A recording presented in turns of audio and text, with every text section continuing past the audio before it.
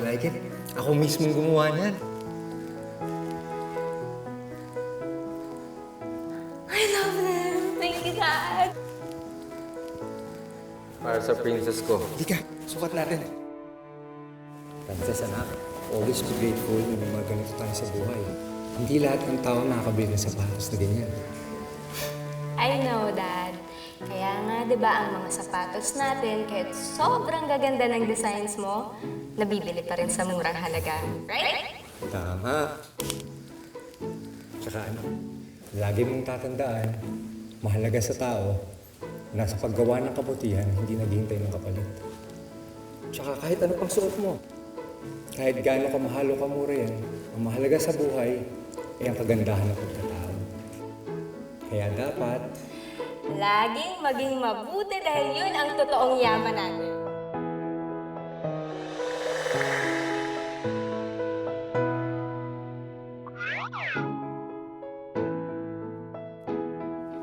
Excuse me, Mr. Lee.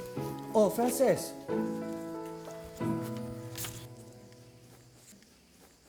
Out ka na? Maaga pa. Mr. Lee, OT na po eh. Talaga ha? O sige, sige. Eto, ibalik mo na sa daddy mo to. Wala na bang bago? Yung modern naman i-design niya sana. Pasalamat nga kayo at nakakatrabaho ka pa dito kahit ayokong part-time, no? O eto, advance to para sa i-disenyo niya. Ha? Pakisabi lang. Sige, papaabot ko na lang po sa kanya yung concern niyo. Alis na po ako. Thank you. Sige, sige. Ingat, ingat. This is me today. Nandito pa rin ako sa paggawaan ng sapatos that still carries the name of my family, but not as the heiress, kundi isa na lang ordinaryong empleyado. Eh, ano kung hindi na sa amin tong kumpanya? Andito ako para tumulong kahit paano sa pamilya ko. At masaya na ako dun. Welcome to the Academy! Oo, yun na mismo ang pangalan ng mahal kong alma mater since grade school.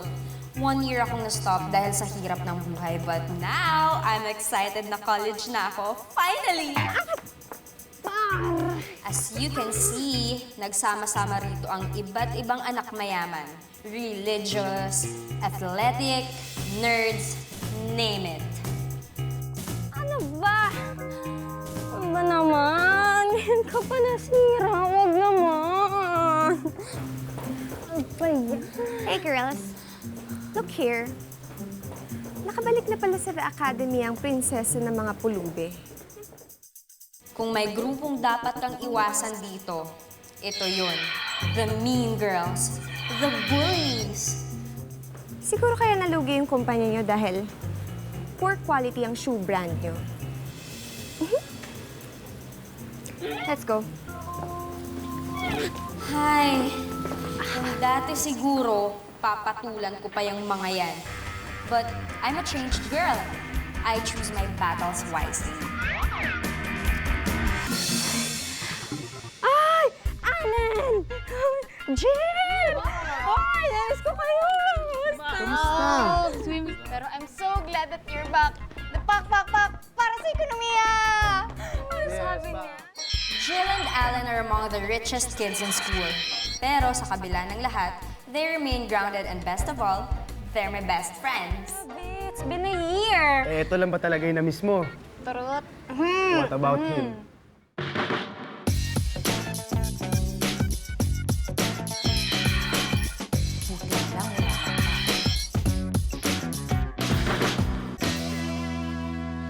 Hey, Cal, dude. Pre, I don't really mind about being poor now. I easily cope. Pero, the hardest part na ata ng pagiging poor ay yung feeling na hindi ako deserving ma-in love sa lalaking tulad ni Kyle. Rich, campus hunk, and leader na ata sa lahat ng bagay. And the saddest part, he doesn't even know I exist. May budget ako, no? Ito, idagdag yun na to dyan, ha? Dali Kahiya na, naman dali sa na. inyo. Maraming nakasunod. Allen, dagdag mo tong 20 ko. Ay, tago mo yan, tago mo yan. Alam mo namang hindi ako umahawak ng dirty paper bills. Kaya bang neto? Diba? Oh, Jill, ikaw na. Dagdag yun na yan. Nakakahiya. Lagi na lang libre. Excuse me, miss. Sige, dyan na. Our food at the elite table. What's taking so long? Lalabas na. Good. Eating at the cafeteria with $20. Are they seriously handing out food stamps here? Ay, hirap kasi sa'yo. Pinagsisiksikan mo yung sarili mo sa university na hindi mo naman afford. Miss Ana Kondang nagtatanong kung nasa ng food ng mga elite. Eh, hindi namin to budget. Para sa'yo ito. Pamasahe mo, pabalik sa pinanggalingan mong pusali. Sumisingit ka sa pili. Shoo! Bye, girls. Bye!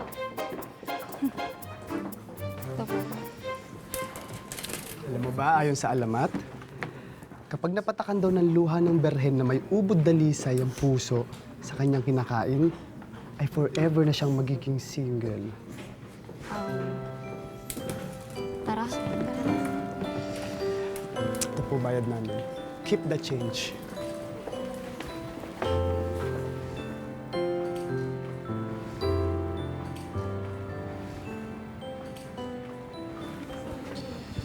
Ito lang, Bax. Okay lang. Alam niyo kasi, totoo naman yung sinasabi ni Sandre. Hindi na talaga ako bagay dito, no? Dapat nga matagal na akong wala eh. Kasi naman sinabi ko na yan sa magulang ko nung nag-entrance exam ako sa PUP. Ayaw naman nila pumayag kasi nga daw sayang yung loyalty privileges namin dito since dito na ako nag-aral since bata pa. Tama sila eh. If anyone deserves to finish school here, eh ikaw yun. Hindi yung Nubo Rich na Sandrang yun, no? Oo nga, Bax.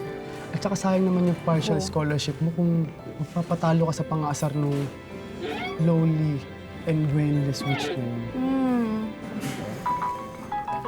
Ganun niyak ka. Oo nga. Mo na lang yan. Masarap. Masarap nga. Oo.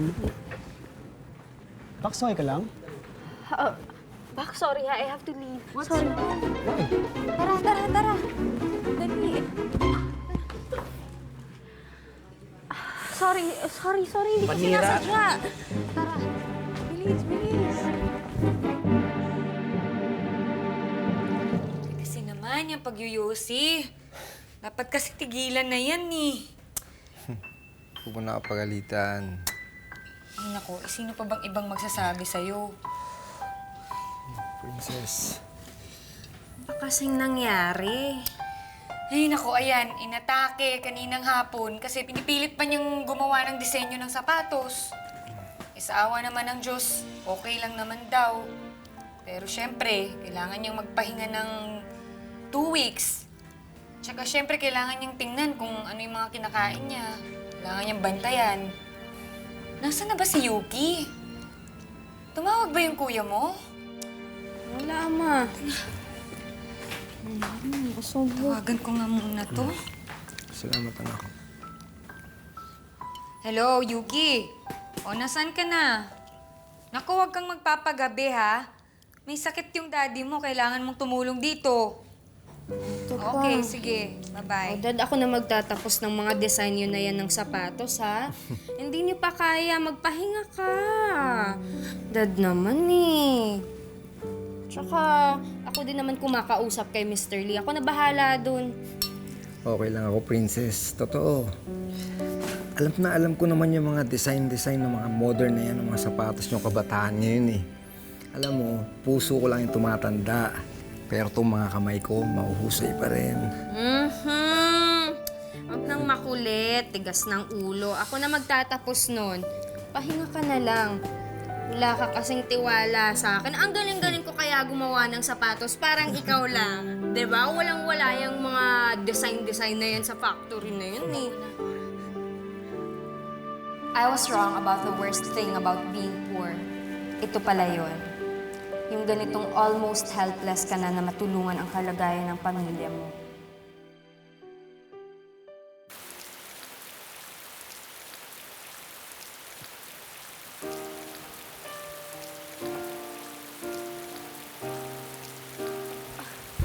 Uy! Kyle! Ba't ka ba nakatayo dito sa ulan? Ano ba yan? Basang-basa ka. Uy, promise, hindi ko pa ito ginagamit. Boy! Boy! Cut! Cut!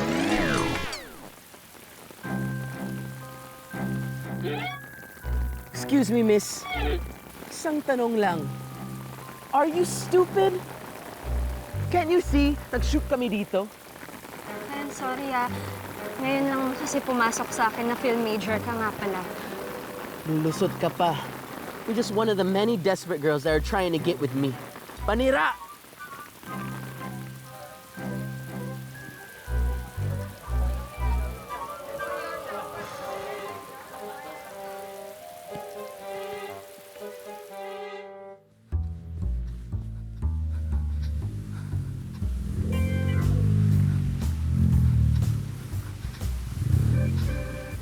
Uy, ba? Anong drama natin? Box! Oh.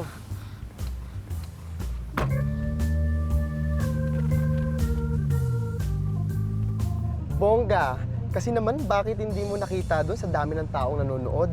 Ewan ko ba? Ang alam ko lang naman kasi laging may mga babaeng umaali-aligid dyan kay Kyle eh. Hindi ko naman alam, may mga camera at crew pa lang nagtatago. Alam mo, nakakahiya tuloy. Mukha tuloy akong babaeng desperadang naghahabol sa kanya. Hindi nga ba? Of course not. Mahal ko siya, pero hindi ko naman kailangan magpakadesperada, no? Where? Ikaw na. Yung totoo, bakit ba ang sungit-sungit ng Kyle na yan? Ewan ko ba doon? Magmula nung mag-break sila nung ex niya si Codin, naging ganun na yon. Parang naging woman hater na siya. Ang lala niya naman, no? Ganun ba siya masaktan? Lahat dinadamay niya? Kaya nga, Bax, tayong BFF lang ha. Don't fall for his charm. He's become a notorious heartbreaker.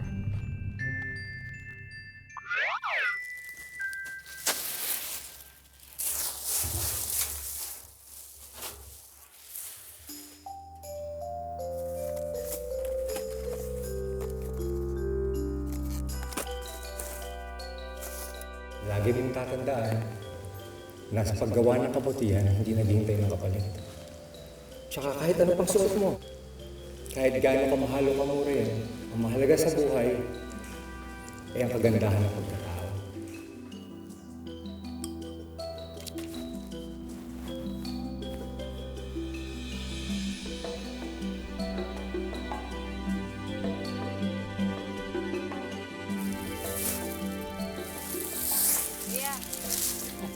Parang masakit na yung paa niyo, Hindi, okay lang ako. Hindi kasi may ibibigay din talaga sana ako sa inyo. Gawa ko po yan. Talaga? Galing mo pala, no? Pero sana load na lang binigay mo sa akin. Di niyo po ba nagustuhan? Hindi. Maganda nga eh. Pero sinasabi ko lang kung load, mas nakamura ka. Di ba? Oh, sige na, Frances. Mag-wish ka na. Mabait ka naman eh. Teka lang po, paano niyo po nalaman pangalan ko? Ay, oo nga pala, ito si Kuya. Palabiro kayo, no? Hindi naman. Anyway, salamat na lang po. Di ko naman kailangan ng kapalit sa tulong ko. Masaya na ako doon. Sige. Ikaw bahala. Lakad na ako. Maraming salamat, ha?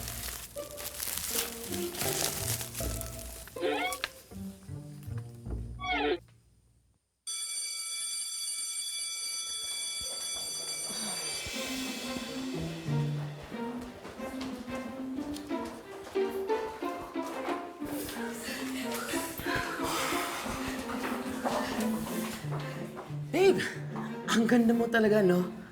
Parang that's why just being away from me for a little bit, na-miss kita agad. Kyle, are you serious?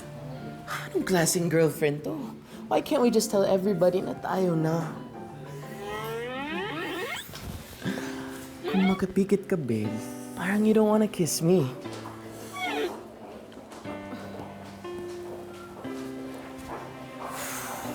Pasensya na, ha? Maraming kasing panira ng araw ko, kagaya mo. Talaga? Wow, ha? Ako papanira ngayon ang araw mo. I'm just telling you that I'm sorry for the other day. You know, I was just cold and tired from shooting our school project. Okay na yun. Nakalimutan ko na nga eh. Don't worry, Kyle. Di naman ako mapagtanim. Hold up. Ang cute mo pala, no? Ang bait mo rin. Miss Frances Amberluke?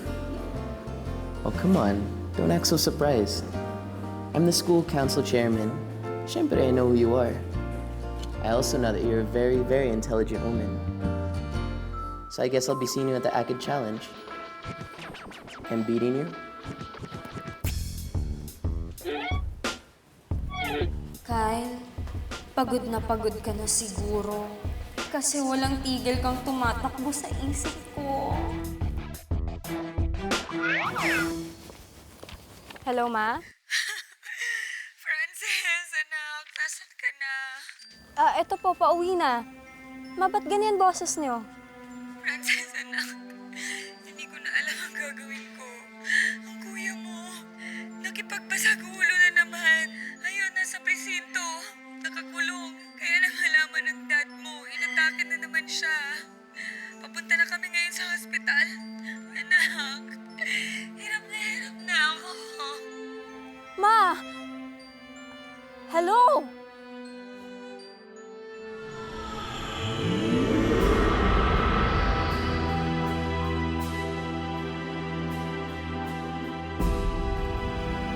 Natatandaan mo yung inano ko sa hiling? Totoo yun. Pero kailangan mo maging matalino. Dahil isang sacrifice pen yun. Ang ibig sabihin, matutupad ang kahit na anong hiling mo, pero may kapalit tong sakripisyo. Alam ko na hihilingin ko. Wala nang duda. Handa ka na ba? Lumapit ka sa banga at hilingin mo.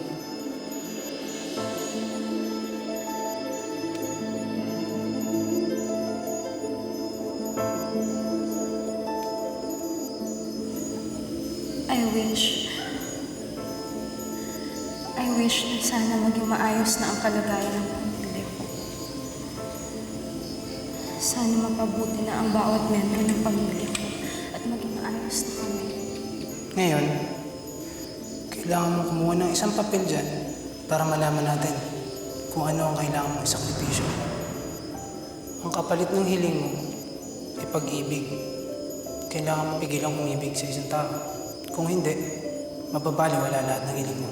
Mas lalo pang sasama.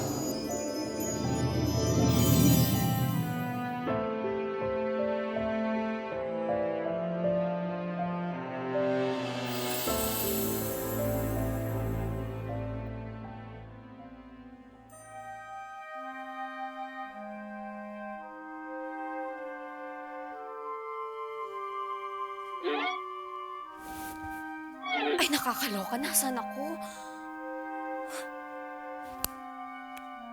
Nangyari? Nanaginip ba ako?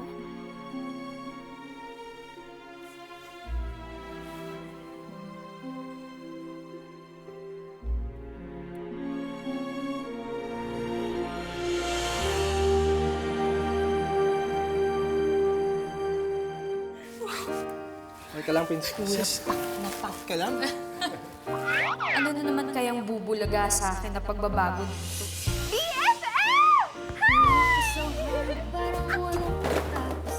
At mahirap na si Kyle. OMG! Si Kyle ang naging kapalit ng wish ko. First things first, ang mapalapit ako kay Kyle para matulungan ko siya. Ma, nanalo ako. You're finally gonna get the medicine that you need. Salamat, ha. Alam ko naman that you knew the answer, pero you still let me have it. Lugi na tayo. Naiintindihan mo ba? Well, you can't just sit there and do nothing! Ba't ganon, Kier? Ba't parang binigyan mo lang ako ng mas malaking problema? Frances Amberluke, I hope that you can be mine. Kapag tinuloy mo pa yan, baka hindi lang pamilya mo mag-suffer. Will you be my girl?